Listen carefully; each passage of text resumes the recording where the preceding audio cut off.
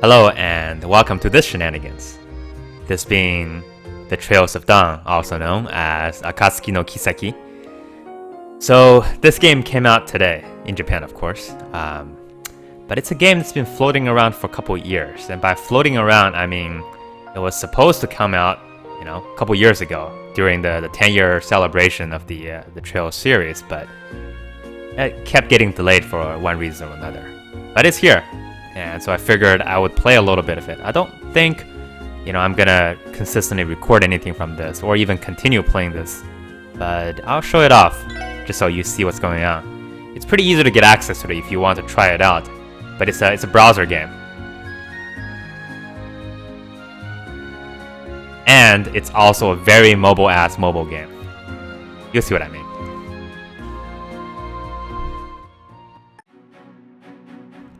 So I'll talk about this a little bit, I guess.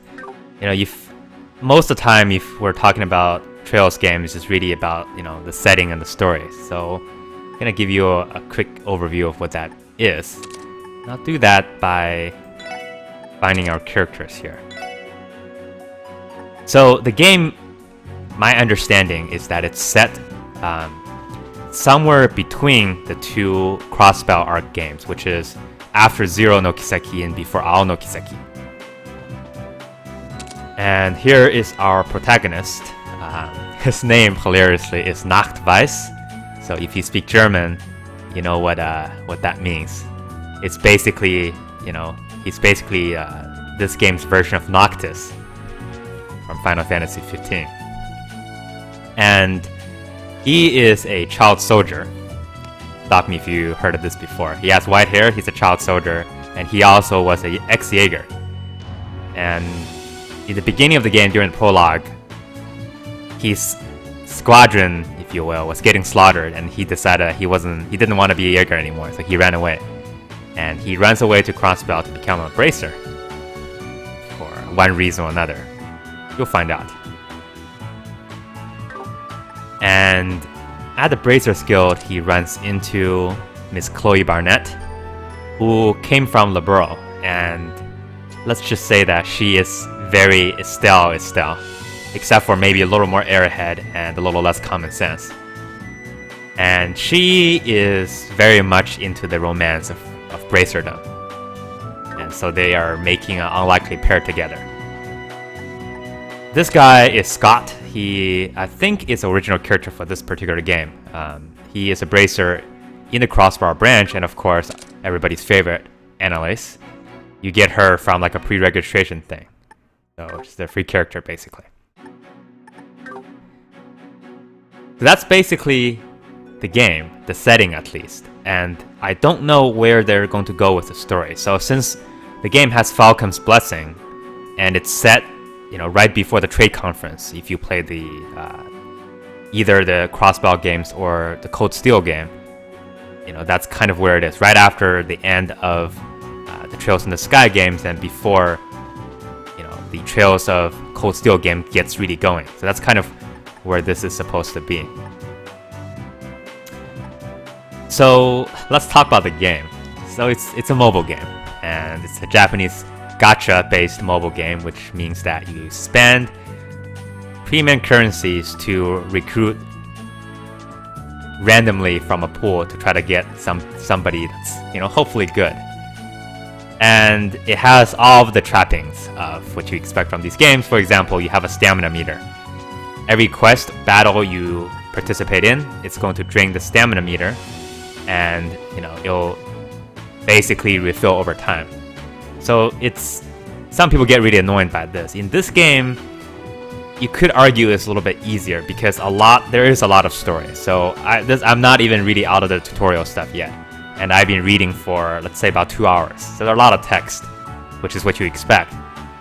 May not be all that interesting, but so far it has been a lot of cameo appearances from other folks in the series. Like, I think so far I've met the Arkansas people, which is Ilya and Rishia Mao.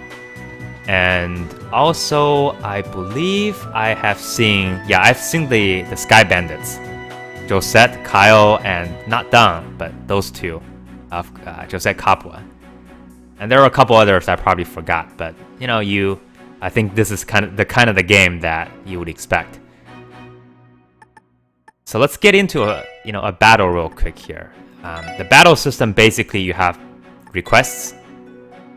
This thing gives you optional quests and main story quests. The main story quests, both of these quests usually have a lot of dialogues tied to them. It's like a visual novel story, basically. We're not going to do one right now because it's fairly long. But you can also do these training quests. So these training quests drops you directly into the battles, whereas the main quests, usually there'll be dialogue, and then you sometimes do like a mini dungeon of some kind. But these will be direct battles, and we'll fight one of them. Let's try this one here. We'll take that party in.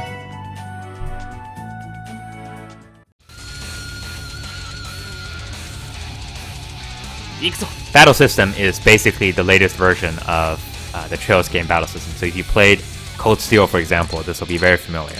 You have normal attack, you can use crafts, items, retreat. You can't do it now, obviously, because that's what we came here to do, to fight, not to run away. You can move, use arts, and this radio thing here, which allow you to wait if you don't want to take a turn right away and then get your next turn sooner. You can check out an enemy. Right now this doesn't do anything, and if you have sub-party members later, you can change, but that's not even in right now. So we'll start with let's start with a craft. Do a bayonet charge. It's actually kind of a waste, but we'll do it.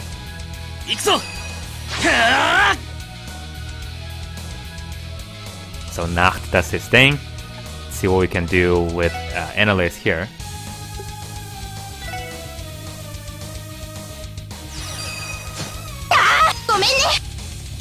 So the funny thing actually is some of the characters have voice. You can probably tell. And some of them don't. Like this guy. I don't really know how to decide who gets voiced.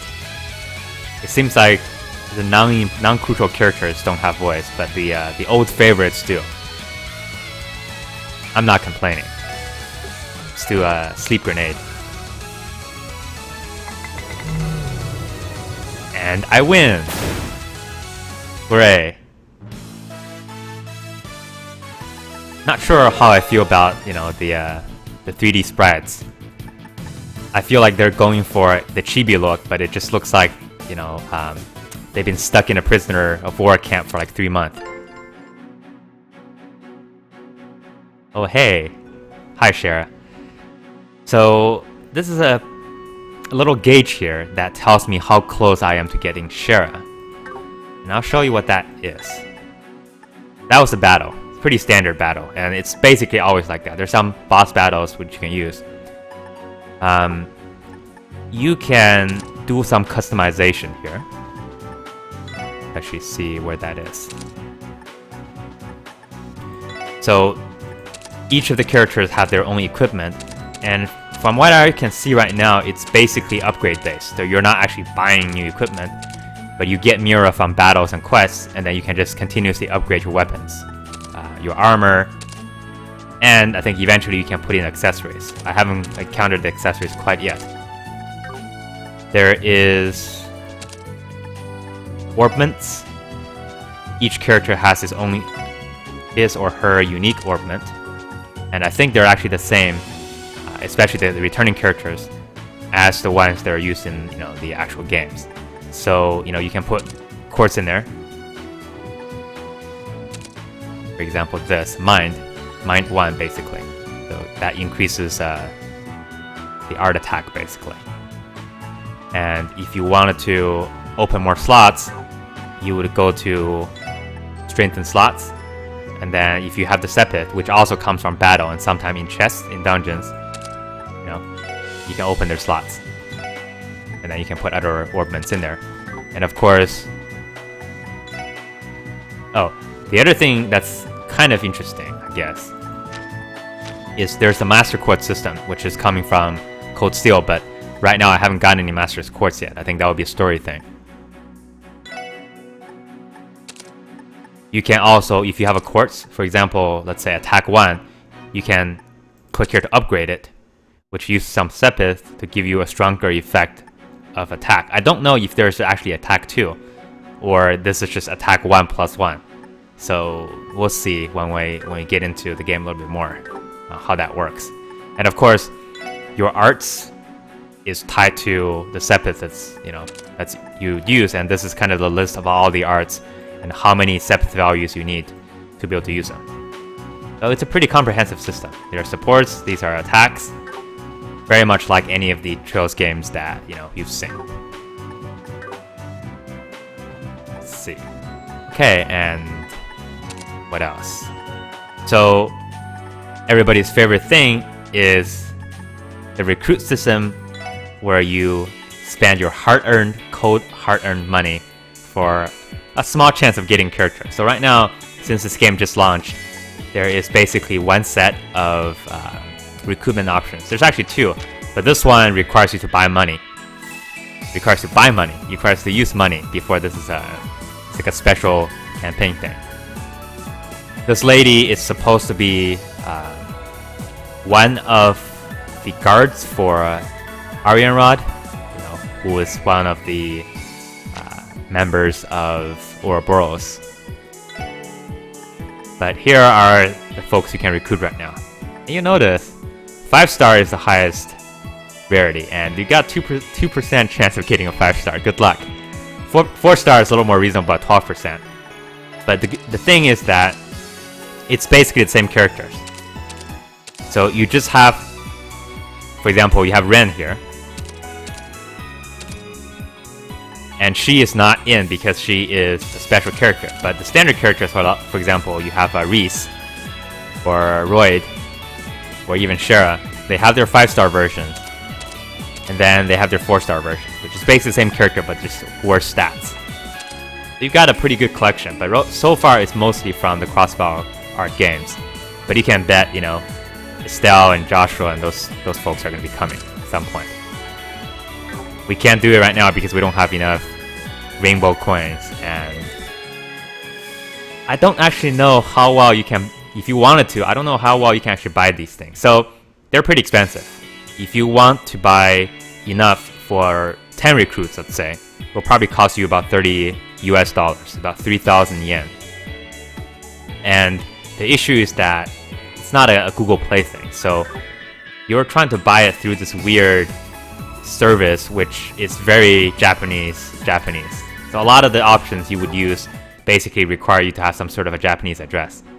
It's not easy to use. Probably the easiest way for you to actually, buy real currency if you wanted to is probably Bitcoins, which is kind of hilarious. So the other way you can do this, if you don't want to recruit and subject yourself to random chance, there is a draft system, a scouting system. So you can pick the person you want. These are all 4-star characters. You can't do 5 stars at this point. It's say I wanted to have, say Ellie McDowell. I want to have her, the 4-star version of her. Then you can collect these recommendations, basically, and you get recommendations from quests/battles. So right now, I am set to get Shara. So once I get Shara, once I collect enough of them, I'll have Shara, and then I can start picking one of the other characters that I want to recruit. This is kind of a way to get the person you want, and not have to subject yourself to chance. But that's a pretty slow way of doing it. So I have one right now, but I can only recruit a Misha. Mishas are essentially experience cards.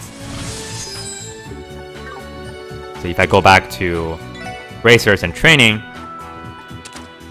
I can feed the cat to Annalise, yum yum yum, and that will level her up basically. So she leveled up. This is actually, I have to say, the game is not the most polished. There are a lot of things that, I wish they can do a little better. For example, in that training, they don't actually tell you what level they reach. They just said that, hey, you leveled up. I want to know more, game. I'm expecting more from you. And And what else? You have a journal here. You get achievements and daily quests, basically, that you can complete all the time. So for example, the daily today, it's all of this, and so far from the stuff that you can get, it seems fairly generous. Like, you can get a lot of these rainbow coins. So you remember, you need about 250 of them to do one recruit. You can get about 75 a day, which is par for the course. And there's also kind of daily logins, which will sometimes give you about 150. So if you just collect them, you can get a pretty large number if you're patient. And there are also stuff that you can do here. Like, for example, use the S-Craft 100 times, get 20 of them. Do the training battles 100 times, get 20 of them. So this is weekly, and these are monthly.